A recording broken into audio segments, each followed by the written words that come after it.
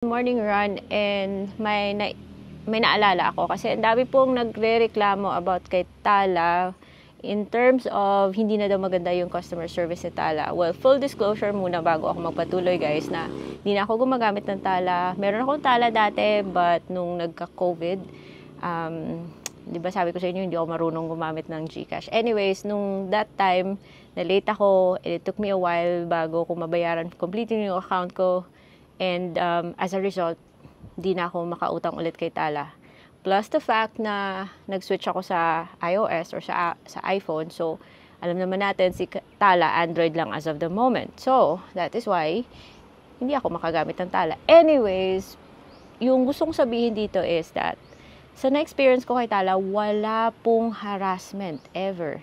Napaka-patient din po ng kanilang customer service. Siyempre, on our part, dahil gusto nating umutang, nakakaano din, nakakadismaya, nakaka-disappoint, at, mahirap din tanggapin, ha? Pero, wala naman talagang issue yung customer service ni Tala. So, nung last, because meron akong isang Samsung phone na ginagamit ko for other loan apps, so, nag-try ako i-access yung dati kong account kay Tala doon. And because, yung phone number ko is tied up with my actual phone, merong konting issue. So, I reached out to customer service and asked them to help me para ma-access ko yung account ko sa ganitong phone. And they did their best. Yung customer service ni Tala, they did their best. They really tried to be helpful. And the problem is ako na. Because yung solusyon na in-offer nila sa akin is matrabaho po. And hassle para sa akin.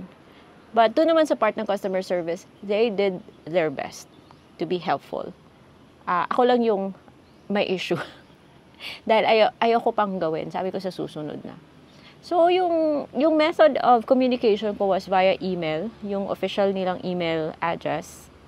And nag-reply sila after 2 hours. I guess pag may na-assign na someone na mag-handle ng issue mo, tuloy-tuloy na yung back and forth ng email. Pero mga 2 hours before somebody started replying sa back and forth namin sa communication.